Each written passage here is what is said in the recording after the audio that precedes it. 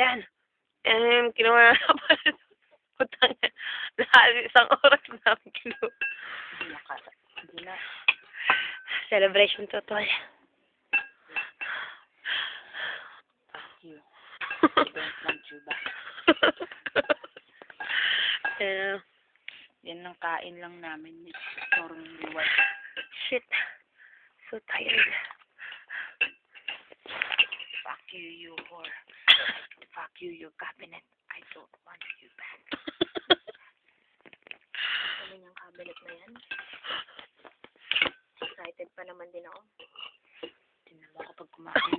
Sobrang nanginginig na. Ako nga din, hindi ka na ako makakain. Yan, ba't nandiyan yung plate mo? Hindi na nakuha i-move yung plate eh. Sobrang scarce na ako. Tingnan mo naman. Magala ako din dito. Ano? Ayan. Ayan ang Hindi natulong. Ayan o, kita. Scarce. Ito. Mga tasa. Ayan. Grabe. Grabe. Dahil pinagdaanan. Ako yung kamay ko na ipit kanina. Sobra.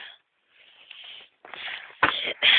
Dahil lang sa post-post ng kung titignan, looks can be deceiving. Okay. Don't do this at home. Don't do this. Parang ano yung trick. Pero kung hindi maganda to, para to, lagay iwa ko na talaga yan. Maganda na kayo sa akin eh. Sakto ang kamay ko. Nampa ako na likod ko lahat. May sentimental value siya. Pwede siyang maiwi sa Pinas daw. May pabagay natin. Hindi. Divided into 3. Ako yung kahit yung drawer na lang yung sa akin ha. Ano na yun? Kain ko pa yung cabinet na yun. Ay, naisip ko, paano kung nabitawan na, tapos naputol yung kamay, yung daliri ko kanina doon. Sabi ko, putaan talagang wawasain ka talaga yan. Alam po, nakaganon yung ulo ko. Nakaganon. Tangina, natakot ako baka bigla. Ako kanina malalaglag na ako doon sa may bintana kaya. Ay, nako. Shit. Alam mo yung feeling na gusto mo nang bumitaw pero hindi pwede dahil may maiisip.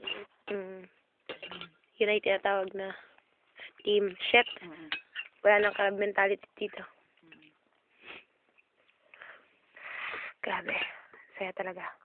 Tapos pagpasok mo, marinig mo yung isang sabihin mo, okay, mag-ingay. Ulog.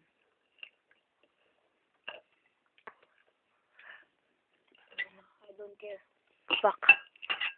Don't watch After what I've been through, I'll eat.